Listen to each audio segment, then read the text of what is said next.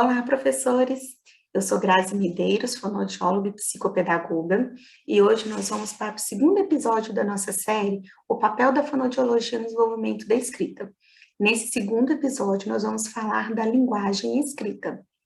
Bom, a linguagem escrita é uma das formas, da linguagem humana. Então, é uma das formas de comunicação humana. Então, nós temos a linguagem, que é como nós organizamos nossos pensamentos e como nós expressamos nossos pensamentos, e nós temos as modalidades da linguagem. Nós temos a linguagem oral, que a gente expressa, o nosso pensamento através da fala, da oralidade, e nós temos a linguagem escrita, que é uma forma de comunicação a partir dos símbolos gráficos. A gente tem que lembrar também que toda vez que falamos de linguagem escrita, estamos falando de leitura e escrita. A leitura, ela é um pré-requisito para o desenvolvimento da escrita. Então, primeiro, a criança aprende a ler, que é uma habilidade bem sensorial, perceptivo visual, para depois ela aprender a escrever, que é uma habilidade, além de ser sensorial, também é motora. Então, uma habilidade mais complexa. Sabendo que o nosso cérebro, ele aprende, primeiro, as habilidades simples, como seria a leitura, para depois ele desenvolver as habilidades mais complexas, que seria a escrita. A linguagem escrita, ela é um objeto de estudo de várias áreas do conhecimento, por isso nós falamos que é um objeto de estudo interdisciplinar. Então, nós temos as ciências, da saúde, da educação, as humanas, que abordam o termo linguagem escrita e nos dão muitos recursos, muitas ferramentas para entendermos como que a linguagem escrita se desenvolve e entendemos como que a gente pode intervir de maneira mais eficaz para o desenvolvimento da linguagem escrita. A fonoaudiologia, dentro desse olhar interdisciplinar de como ocorre o processo de aquisição e desenvolvimento da linguagem escrita, ela atua de duas maneiras, dentro dessa linguagem escrita. Tem uma maneira preventiva, com o foco de detectar precocemente algumas dificuldades ou alterações no processo de aquisição da linguagem escrita, e isso, quando a gente fala precocemente, a gente já tem um olhar para a linguagem escrita bem, de ser bem antes, da criança estar na escola. O nosso olhar está lá na linguagem oral, na brincadeira simbólica, como que a criança faz as suas representações simbólicas no brincar. Então, o nosso olhar precoce para o desenvolvimento da linguagem escrita, ele já está atento desde do bebezinho na sua aprendizagem. E o outro olhar da fonoaudiologia está na promoção. Promover estímulos que otimizem o aprendizado da leitura e da escrita. Então, é como se a gente trabalhasse com esse olhar de moldar a arquitetura do cérebro, O estímulo externo do ambiente, ele tem esse papel, a gente tem a genética, como se a genética nos desse, a planta de como seria o funcionamento do cérebro, mas a gente tem um ambiente com os estímulos adequados que ajuda a organizar essa arquitetura do cérebro, fazendo com que o cérebro possa ter um potencial de aprendizagem muito elevado, independente das questões genéticas. O ambiente externo, a estimulação que a criança recebe, ela tem esse poder de neuroplasticidade, de transformar as áreas do cérebro e melhorá-las para que o aprendizado possa ocorrer. Bom, pensando nas áreas do cérebro, nessa questão, da moldura, da arquitetura do cérebro, como que ocorre essa competência de linguagem escrita no cérebro? Então, eu trouxe para vocês, de maneira bem didática, essa imagem do cérebro dividido nos seus lobos, para a gente poder pensar nessas funções. O que é importante para a gente pensar? O cérebro, ele tem essas unidades funcionais, onde algumas habilidades podem ocorrer, mas ele atua de forma integrada, de forma interdependente. Cada unidade dessa que eu vou falar aqui agora depende de outra para que as suas habilidades possam funcionar com plenitude. Então, olha só como que a gente vai perceber o desenvolvimento da linguagem escrita aqui nessa imagem. Nós temos de vermelhinho ali o lobo occipital. O lobo occipital, ele é responsável pelo reconhecimento visual. Então, é lá que ocorre a percepção, a discriminação, todas as áreas associativas para reconhecimento visual de um objeto. Então, vamos supor que uma pessoa viu o gato. Então, quando a pessoa vê o gato, ela vai acionar essas redes neurais do lobo occipital para iniciar o reconhecimento daquele animal que ela viu, que é o gato. Se ela quiser falar a palavra gato, ela já vai acionar já o lobo temporal, que é esse verdinho, e o lobo parietal, que é esse laranja, para fazer uma associação entre aquilo que ela está vendo com aquilo que tem um nome, né? Então, o temporal vai ter essa discriminação auditiva, né? Para poder fazer a compreensão daquele animal que ela está vendo, é um gato, e o lobo parietal vai ajudar a sequencializar, né?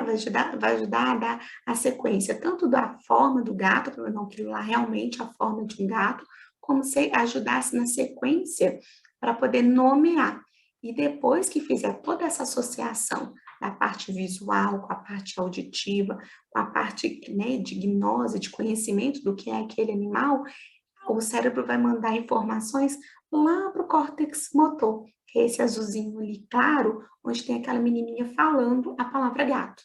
Então, eu tenho uma circuitaria responsável para ajudar a nomear, para articular a fala, para reconhecer os sons que devem ser articulados e para saber que objeto que eu vou nomear. Então, viro a interdependência desses sistemas neurais para que, ao eu ver o animal gato, eu possa fazer o reconhecimento visual, buscar o nome dele lá na correspondência fonológica, fazer a correspondência da forma do gato, para depois eu ativar as áreas motoras para poder articular os sons da fala e nomear gato. Como que ocorre a escrita agora, a leitura? Bom, então agora eu vou pensar na leitura. Vamos supor que a criança está lendo a palavra gato agora. O que ela vai fazer? Ela vai acionar o lobo occipital, aquele vermelhinho lá, que ele é especializado no reconhecimento, né, dos objetos. Então, ela vai acionar ali o lobo occipital para reconhecimento visual das letras. Depois, o reconhecimento visual das letras vai acionar as áreas associativas. O lobo parietal, aquele laranja ali, para poder fazer a orientação especial para dar qual que é a sequência visual que as letras estão dispostas e vai acionar o lobo temporal para eu colocar o som correspondente, para fazer a decodificação. Se essa criança for ler em voz alta, depois que ela faz reconhecimento visual das letras, aciona as áreas associativas para colocar a sequência das letras em ordem, para colocar os sons nas letras, ela vai acionar o córtex motor para a articulação daquilo que ela está lendo. Olha que interessante que é, como que o cérebro atua de maneira especializada e, ao mesmo tempo, de maneira interconectada. Agora, vamos pensar na escrita, né? Que é uma habilidade bem aprimorada de comunicação humana. Para a criança escrever a palavra gato. Então, vamos pensar que foi um ditado. Então, se foi um ditado, ela vai ouvir a palavra gato. Então, vai acionar aquele verdinho ali, que é o lobo temporal, que é responsável pela discriminação auditiva, para discriminar e compreender os sons da fala. Então, o lobo temporal vai começar a discriminar os sons da fala e já vai acionar o lobo parietal para conseguir organizar esses sons, estruturar, né, a sequência correta desses sons e depois ela vai começar a sequencializar os movimentos que a criança precisa fazer para escrever esses sons. Então, associou o temporal com o parietal, vai mandar informações lá para o córtex motor, que é aquele azulzinho ali, que vai fazer a ação motora, que vai mandar a informação para que a musculatura responsável pela escrita possa executar de forma, né, competente a escrita da palavra gato. Olha que interessante. E se fosse uma cópia? Né? A criança está escrito lá no quadro, né, gato, e a criança tem que fazer a cópia daquela palavra. Ela vai acionar lá o lobo occipital para fazer o reconhecimento visual e depois vai vir todas essas áreas associativas até acionar o córtex motor para a criança poder fazer a escrita, a grafomotricidade da palavra gato. Olha que interessante, né? Como que essas estruturas cerebrais, como que os lobos, né? O occipital, o parietal, o temporal e o lobo frontal, lá no córtex motor, como que eles trabalham de maneira sincronizada? Como que o amadurecimento dessas áreas são importantes para que a criança possa adquirir a articulação da fala, para que ela possa adquirir a coordenação para a escrita. Então, é muito interessante a gente estudar como que o cérebro funciona para que a criança possa adquirir as competências dela. Eu separei para a gente aqui, ó, essa figura embaixo, que ela é chamada de homúnculo motor. É como se tivesse feito um corte ali no cérebro e eu tirei aquela fatia ali do azul clarinho, que é o córtex motor que nós temos. Então, aquela fatia azul clarinho, ela está sendo representada de maneira bem didática nessa figura aqui ao lado. Então, olha como que é o tamanho da representatividade da mão, da boca, né, da face e da língua no nosso córtex motor. O córtex, esse homúnculo, ele é como se fosse um mapa que representa cada pedacinho do cérebro ali, onde que estão um conjunto de neurônios responsáveis pela motricidade de cada parte dessa do corpo. Então, lá no alto, lá que a gente está vendo, no córtex azul clarinho, no córtex motor, nós temos áreas com conjunto de neurônios responsáveis pela motricidade das pernas, áreas responsáveis pela motricidade das mãos, áreas, conjuntos de neurônios responsáveis pela motricidade orofacial, conjunto de neurônios responsáveis pela motricidade da língua. Quanto maior o desenho nós temos ali no homúnculo, maior o número de redes responsáveis pelaquela habilidade. Então, se a gente for ver, né, é pouquinho o número da representatividade ali das pernas, mas olha o tamanho que a mão está naquele mapa. Então, quer dizer que eu tenho muitos neurônios especializados para a motricidade da mão. Olha o tamanho que está a boca ali na face. Então, quer dizer que eu tenho muitos neurônios especializados para articulação orofacial. E olha o tamanho que a língua está representada ali. Então, eu tenho muitos neurônios responsáveis pelo movimento da língua. E isso é importante para que a criança adquira os sons da sua língua, então, para que ela possa ter a linguagem oral, expressar através da fala, e é importante para que a criança possa adquirir a linguagem escrita, ter condições motoras para fazer o traçado da letra. Então, quanto maior a representatividade da parte do corpo ali naquele homúnculo, maior é o número de neurônios especializados para fazer aquela habilidade. E isso já nos dá, né, nós podemos concluir que aquela habilidade, se ela precisa de muitos neurônios especializados para realizar a habilidade, então quer dizer que é uma habilidade complexa, uma habilidade fácil de ser executada. Se a gente for pensar na execução motora, é uma habilidade que precisa de treino. Então, a criança, desde bebezinho, quando ela começa a balbuciar, ela já vai treinando a articulação para adquirir os sons da sua língua. Então, ela começa desde bebezinho, para quando chegar aos 3 anos de idade, ela já tem uma competência de fala igual a do adulto. Qualquer adulto que chegar perto de uma criança de 3 anos, que tem a linguagem oral desenvolvida dentro dos marcos esperados, ele vai compreender a criança, porque ela vem treinando essa articulação motora desde bebezinho, com os balbucios. E olha como que é interessante para a escrita. E a criança, ela precisa treinar também para a escrita. E como que esse treino acontece? Esse treino vai acontecendo desde que ela é bebezinho também. Desde que ela começa, né, a sustentar o corpo, a poder liberar as mãos para manipular os objetos, para fazer a coordenação visomotora enquanto ela está brincando com o brinquedinho ali, ela está vendo o brinquedo e manipulando ao mesmo tempo. Quando a criança vai engatinhar, que ela está fortalecendo os músculos né, para dar as mãos para poder usar depois, e ela também está trabalhando no movimento de dissociar os movimentos, né, quando ela está engateando. Então, olha como que uma habilidade que tem um grande mapa representativo no nosso cérebro, que precisa de muitos neurônios especializados para executar, é uma habilidade complexa. E sendo uma habilidade complexa, ela precisa de treino. Então, tá. E como que ocorre essa maturação nessas áreas? Eu falei aqui, né, especifiquei os lobos, que são as unidades responsáveis pela habilidade de visão, de reconhecimento visual, de leitura, de fala, de escrita, a representação dele naquele mapa cortical. E como que isso ocorre? Nós vamos ver aqui como que ocorre a maturação. Falar que aquelas áreas estão amadurecendo, que elas já estão maduras, quer dizer que elas estão prontas, aptas para aprender determinada tarefa. E essas áreas, elas vão amadurecendo de acordo com o desenvolvimento psicomotor. Tem uma relação estreita da psicomotricidade, desenvolvimento psicomotor, com a maturação das áreas cerebrais. Eu coloquei aqui para gente coloridinha a palavra psicomotor, para ficar bem didático, para a gente entender o conceito dessa palavra.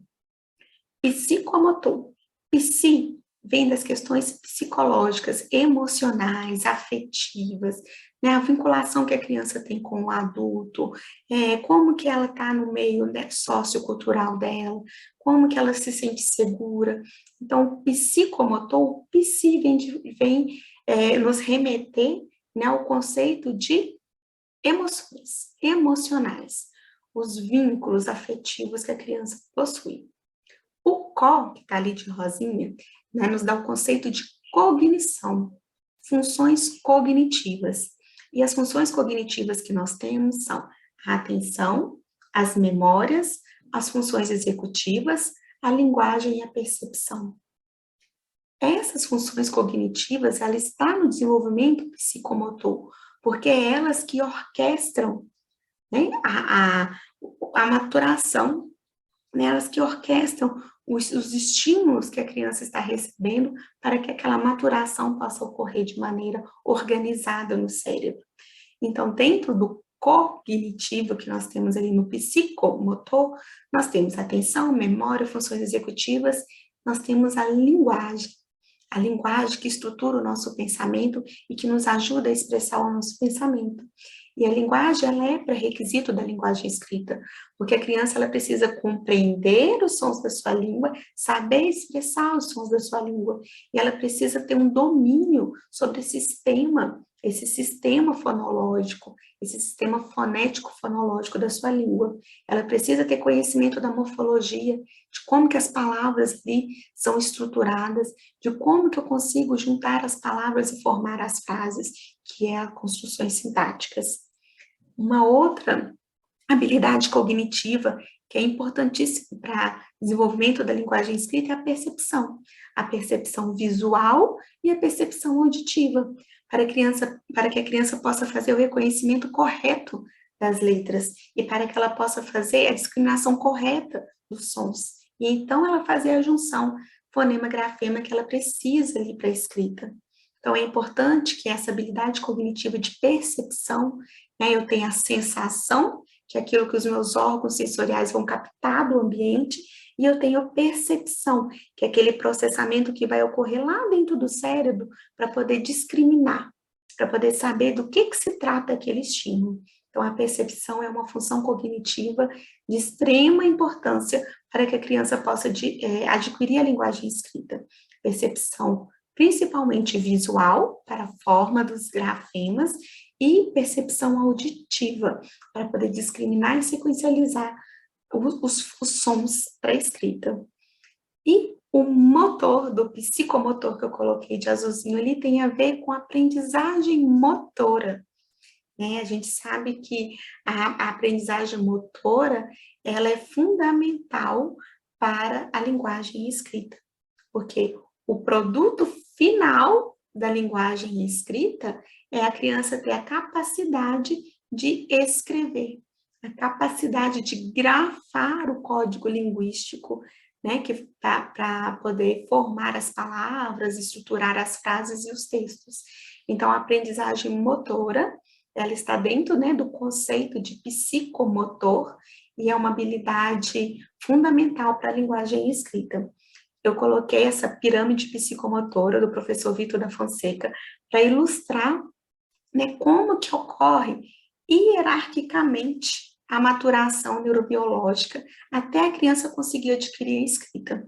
Então, agora a gente pensando na aprendizagem motora, né, no plano grafomotor, o que é necessário para a criança lá com 7 anos de idade já começar a dominar a letra cursiva, que é o que nós vemos mais frequentemente. O que acontece? Então, primeiro, quais são as habilidades psicomotoras que são pré-requisitos para adquirir a linguagem escrita? Primeiro, eu tenho a tonicidade. Tonicidade é uma capacidade que nós temos, né, de força muscular, de conseguir vencer a gravidade. Isso tem a ver com tônus, isso é neurobiológico. Então, tonicidade é isso, essa capacidade de vencer a gravidade, de manter o corpo ereto, né? E essa tonicidade, ela é responsável para ajudar a criança a ter a força correta na apreensão, quando ela for escrever. Né? Se é uma criança de baixo tônus, ela não vai ter uma apreensão, uma pega correta no lápis. A letra dela não vai ter o ritmo que está lá na equilibração. Né? A equilibração é outra habilidade psicomotora que ajuda a criança nessa questão, né? Está lá no nosso sistema vestibular, que ajuda a criança nas questões atencionais do corpo dela, como que está situado o corpo dela, nas questões de equilíbrio, de tensão, e ela ajuda na questão de ritmo, de velocidade.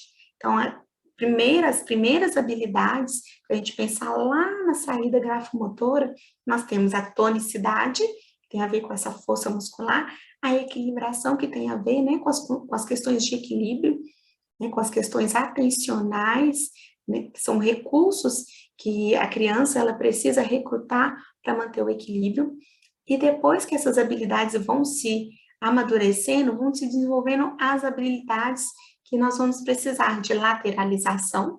A lateralização é uma habilidade psicomotora que diz respeito à dominância, amadurecimento do cérebro para a dominância cerebral, né, a dominância hemisférica, e também diz respeito à questão de eu conseguir usar, né, os dois hemicorpos de maneira organizada, simultânea.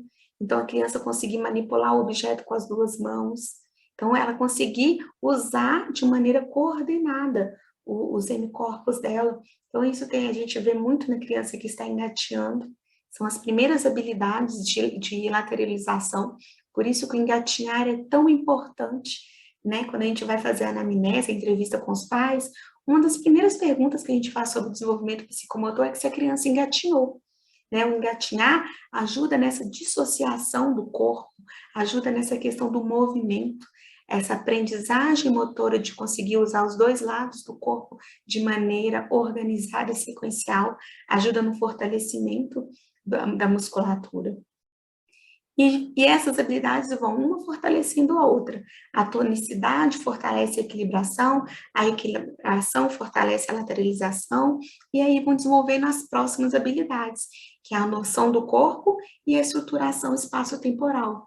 A noção do corpo, a criança, ela já desenvolveu tonicidade, ela já desenvolveu equilibração, ela está desenvolvendo a lateralidade e ela está começando a explorar o mundo usando o seu corpo.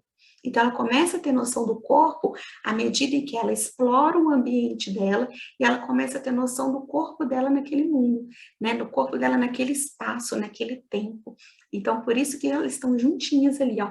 Noção do corpo e estruturação espacial e temporal, elas se dão bem concomitantes. A partir do momento que eu começo a ter noção do meu corpo, eu começo a estruturar o meu espaço e o meu tempo, e elas vão se fortalecendo. Só depois, né, que a criança já tem uma capacidade consolidada de noção de corpo, de estruturação espaço-temporal, que começa a desenvolver as habilidades de coordenação motora global, que é a praxia global, né, que é a questão dela conseguir andar, correr, andar de bicicleta, tudo que eu preciso das grandes cadeias musculares para fazer. Depois que essas grandes cadeias musculares, né, já estão em pleno desenvolvimento, as áreas cerebrais responsáveis por ela, lá naquele córtex motor, já estão bem fortalecidas, eu começo a desenvolver as minhas praxias finas, as coordenações motoras específicas, com os menores músculos do nosso corpo, aqueles que precisam de uma grande área de neurônios especializados para executar. Então, aí eu tenho, né, a área escrita sendo uma habilidade de coordenação motora específica, que precisa de desenvolvimento de todas essas habilidades, né, psicomotoras de maneira bem hierárquica, bem organizada, para que eu possa adquirir essa coordenação motora fina de maneira eficaz, com competência. Então, pensando em toda aquela questão, né, do desenvolvimento das habilidades psicomotoras, nós temos, então, a linguagem escrita propriamente dita. Vamos pensar assim, né? Nós temos a representação gráfica, nós temos a grafomotricidade, né, para poder fazer o desenho, que é um pré-requisito para a escrita, né? A expressão gráfica da criança no desenho consegue me revelar toda a totalidade cognitiva que aquela criança está desfrutando naquele momento. Então, eu deixei essa tabelinha, essa pirâmide psicomotora do professor Vitor aqui pertinho, para poder a gente ir lembrando a sequência da hierarquia, né, das habilidades psicomotoras, e como que a gente vê isso refletindo no desenho da criança, né? A representação gráfica da noção corporal, a gente coloquei ali uma setinha para a gente poder situar na pirâmide psicomotora onde está a noção do corpo. Então, quer dizer que a criança já está adquirindo tonicidade, equilibração, a lateralização, e ela chegou, né, lá na habilidade de noção do corpo, e ela está estruturando, junto com a noção do corpo, né, a organização do espaço, a orientação temporal, ela está ali junto com a noção do corpo, desenvolvendo essas outras habilidades psicomotoras. E como que a gente vê isso no desenho, né? A representação gráfica do desenho da noção corporal, ela tem duas fases. Né? A gente tem uma primeira fase, que é da autoexpressão gráfica, onde a criança não tem muita consciência da relação do gesto dela e o traçado. Ela está lá no período sensório-motor, lá nas garatujas. Né? A gente tem a garatuja desordenada, que é aquele período sensório-motor que a criança só quer o prazer de explorar o ambiente, explorar os materiais, ela não está vendo relação nenhuma entre aquilo que ela está, aquele traçado que está saindo do papel, é o gesto motor dela que está produzindo.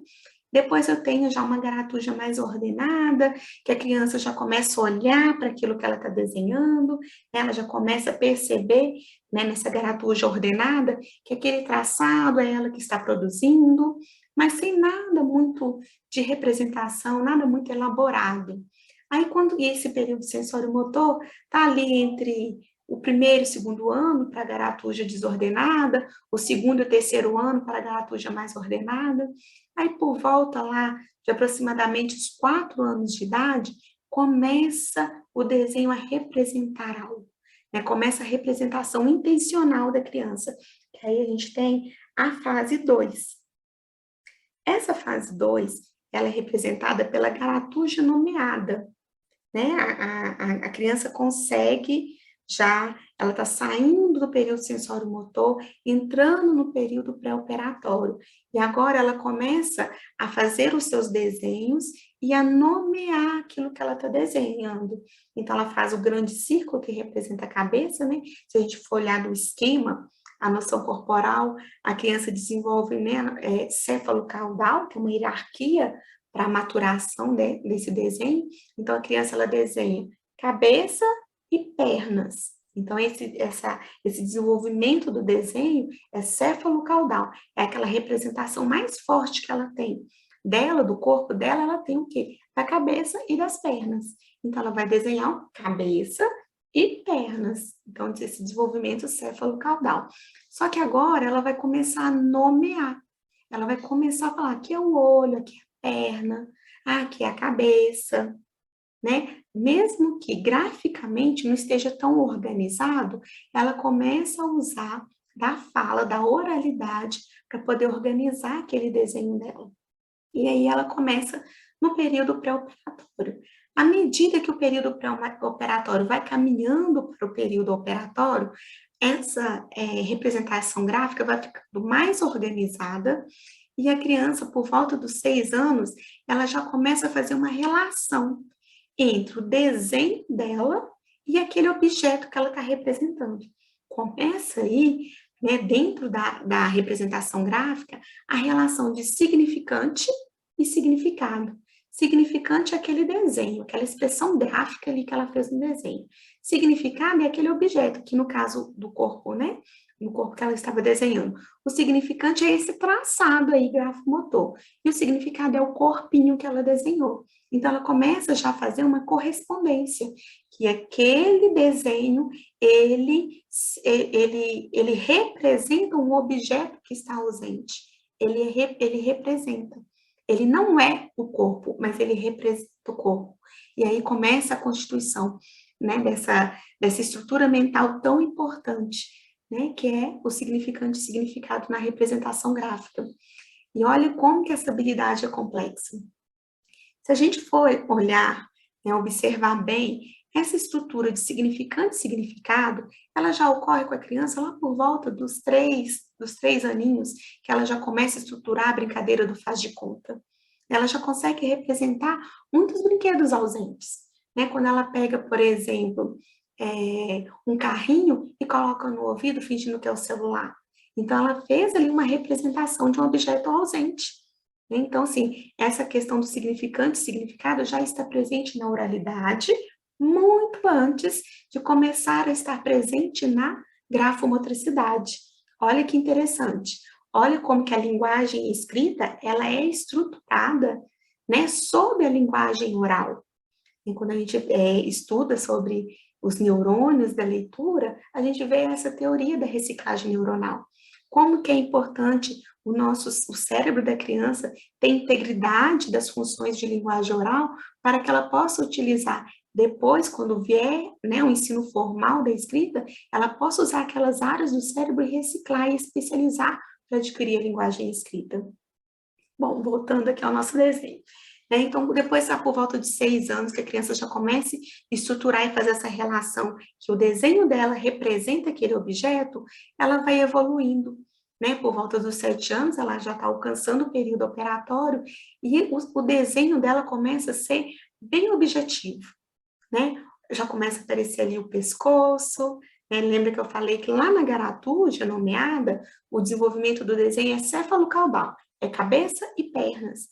Lá por volta dos 6 anos, quando ela está começando a estruturar cognitivamente o significante e o significado, o desenho dela também já avançou as etapas, né? Tem o céfalo-caudal, então tem a cabeça e as pernas, mas eu também tenho um desenvolvimento próximo distal, eu começo a ter braços, dedos, né? A cabeça tem uma forma mais elaborada.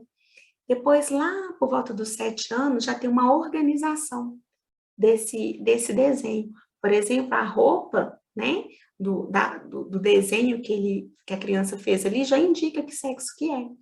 Então, olha a organização, já tem uma abstração ali naquele desenho que me indica que a criança já saiu daquele período pré-operatório e já está caminhando para o período operatório. Isso quer dizer que ela consegue, no nível simbólico, fazer representações mentais de maneira mais clara e objetiva. Então, quer dizer que elas já estão aptas, né, para o uso competente do código escrito, para usar letras, para usar números, porque aqui ela já estruturou, né, a questão dela de significado e significante, da abstração, ela já consegue fazer essa representatividade. Então, se é assim, essa criança já está apta para adquirir com competência o código escrita. Então, aqui eu coloquei para a gente poder, de forma bem didática, para a gente poder visualizar a construção da escrita, eu utilizei como teoria da Ferreira, de 1985, para poder classificar as fases de uma maneira bem didática para a gente dar as fases de construção da escrita. Deixei ali a nossa pirâmide, né, para a gente poder ter essa noção, né, da hierarquia, da maturação dessas habilidades. E o que a gente tem aqui? Lembra lá da fase do desenho da garatuja nomeada? Né? A gente tem lá na fase agora da escrita, né, comparando, fase de desenho com a fase da escrita, a gente tem a fase pré-silábica.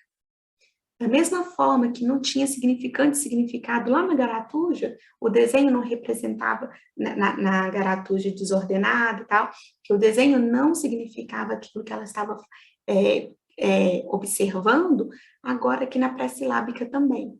Na competência pré-silábica, a criança ela põe qualquer símbolo para poder falar o que ela está escrevendo. Então, tem lá na garatuja mesmo dita, que é qualquer risquinho que ela faz, e eu já tenho a parte que ela já tem. Ó, ela já tem noção que existe um código alfabético. Então, ela começa a colocar as letras de maneira aleatória. As letras ali que a criança está usando na fase pré-silábica não representam a palavra. Elas têm em mente a imagem da palavra. Então, quando eu peço, é muito comum, né, a gente pedir para a criança assim, eu dito a palavra, escreve para mim formiga. Ela vai lá e põe 5 letrinhas, aleatoriamente. E eu falo assim, escreve para mim elefante. Ela vai lá e põe 11 letras. Por quê? Ela tem a imagem da palavra. Ela não fez a relação, que aquilo que ela está escrevendo, aquela quantidade de letras que ela está colocando, está representando uma palavra falada. Ela tem a noção que está representando o animalzinho propriamente dito. Então, formiga, poucas letras, porque formiga é pequenininha, então tem poucas letras para representar. Elefante são muitas letras, porque o elefante é grande, eu preciso de muitas letras para representá-lo, sem ter uma relação direta nessa representação. Já na fase silábica, começa aí a criança fazer a relação entre o que eu escrevo tem a ver com os sons da minha fala, com aquilo que eu digo. Começa essa relação entre significante, que é aquilo que eu escrevo, aquele código que eu uso, com o significado daquilo que eu falo. Então, a criança agora ela já começa a pensar como estruturar aquela escrita a partir daquilo que ela está dizendo.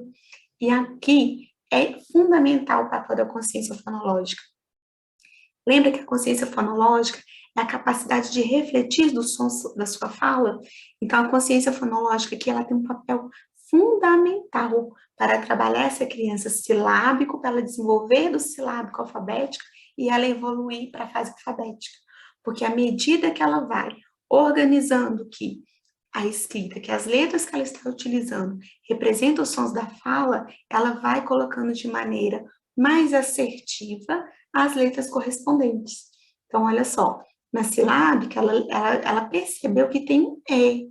Então, é a criança na fase silábica com valor sonoro. Então, o valor sonoro ali, ela conseguiu colocar uma letra para cada sílaba, então por isso que fala que é silábico, cada letra representa uma sílaba daquilo que eu falo. Né? E a silábica alfabética, ela já tem uma melhor representação do significante e significado. Né? Ela consegue colocar mais letras representando os sons da minha fala, até ela evoluir, né, para a escrita alfabética, onde ela consegue colocar cada som, cada letra representando cada som da fala. A gente não está pensando aqui no domínio ortográfico. Quando eu falo de linguagem escrita, eu penso em 2 componentes.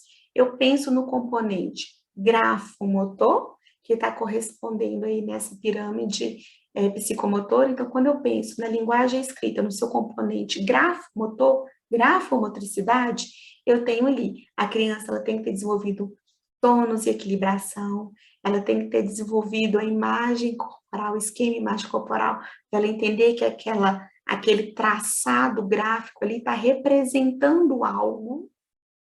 Ela tem que ter a dominância lateral, para ela poder saber com qual lado, a dominância lateral, que é a especialização do cérebro, para poder mandar as informações para a mão direita ou esquerda, qual que ela tem que usar para fazer o grafomotor com melhor habilidade. Ela tem que ter noção do espaço, né? Quantas letras vão caber ali, qual o tamanho, qual a forma, ela tem que ter noção do tempo, do ritmo. Ela não pode escrever rápido demais, ela também não pode escrever lento demais. Ela tem que ter essa noção de ritmo, né, de espaço e ritmo, para então ela ter uma grafomotricidade com competência, que é lá o topo da nossa pirâmide, né, que é a praxia global e específica. E falando de grafomotricidade, nós temos uma praxia específica, uma coordenação motora muito fina. Então, dentro da linguagem escrita, no componente grafomotor, nós temos essa pirâmide aí para nos ajudar, né, a nortear, para saber qual nível a criança está. Mas agora, na linguagem escrita, no nível ortográfico, nós temos essa construção aqui que eu citei, por exemplo, da Emília Ferreira, que pode nos ajudar a compreender, né, como se dá essa construção, né, em termos linguísticos para a aquisição da escrita. Então, aqui nós temos, né, a parte da pré-silábica, a silábica, onde eu começo a ter essa representação que os sons da fala podem ser representados pelas letras, né, e que as letras representam os sons da fala, até eu chegar, né, na construção da escrita alfabética, onde eu consigo já colocar todos os sons, todas as letras que representam os sons daquilo que eu quero falar, daquilo que eu quero escrever, que eu quero representar no papel.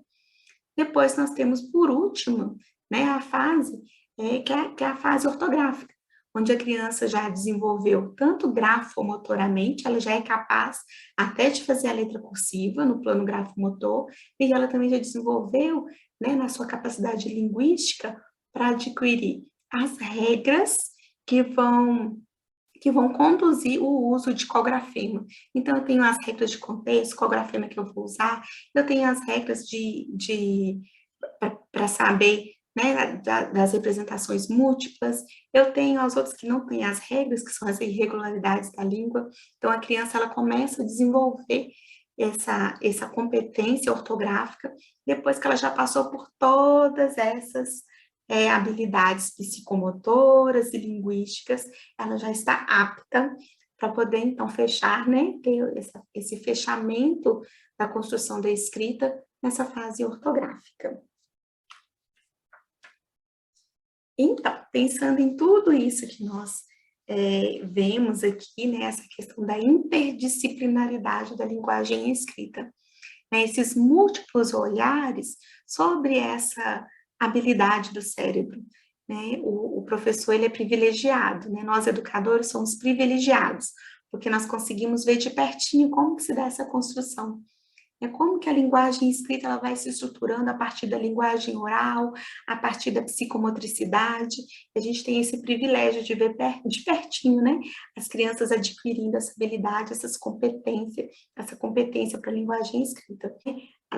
O estudo da linguagem escrita na pedagogia, a gente vê primeiro que a linguagem escrita é uma área de conhecimento. Então, eu preciso aprender, ler e escrever. Eu tenho essa habilidade de linguagem escrita como uma área do conhecimento a ser ensinado, de maneira bem formal, sistemática, estruturada. Então, ela é uma área do conhecimento ali de aprendizagem, leitura e escrita.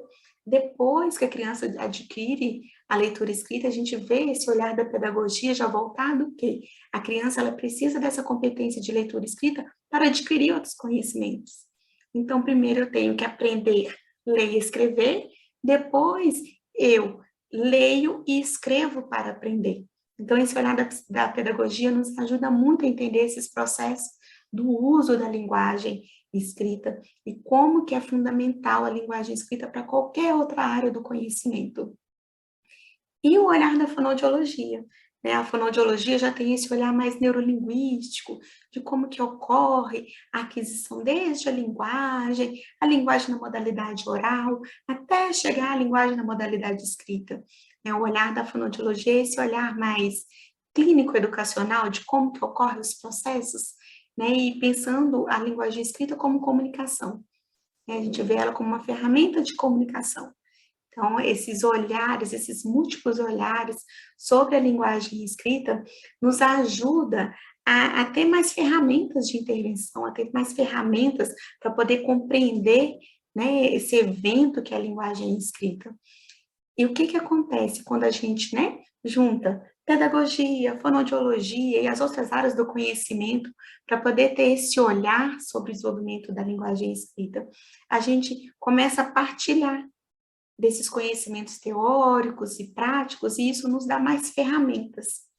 E as ferramentas que eu falo são como se fossem os construtores mesmo, né? Os nossos olhares interdisciplinar sobre a linguagem escrita nos ajuda a construir nas crianças habilidades e competências que vão, ao mesmo tempo, favorecer a maturação do cérebro, e ao mesmo tempo que vai favorecer nessa maturação do cérebro, a gente tem habilidades sendo desenvolvidas de maneira mais eficaz, e nos ajuda a potencializar essa linguagem escrita. Nos ajuda a fazer com que as crianças, eles aprendam efetivamente, né, a ler e escrever, e a fazer uso disso de maneira autônoma para adquirir conhecimento. Isso é potencializar a escrita dos nossos alunos, né? E é esse olhar compartilhado, é isso que nos ajuda a construir um ambiente com estímulos favoráveis, um ambiente que vai moldar essa arquitetura do cérebro para construir habilidades, e essas habilidades, elas vão uma reforçando as outras, até a criança ser competente em ler e escrever. Bom, era essa aula que eu trouxe para vocês hoje, sobre essa questão, né, do pensar do psicomotor, da neurobiologia dentro dessa aprendizagem da leitura e escrita. Aqui estão as referências da aula de hoje. Espero muito que vocês tenham gostado e nos encontramos na próxima.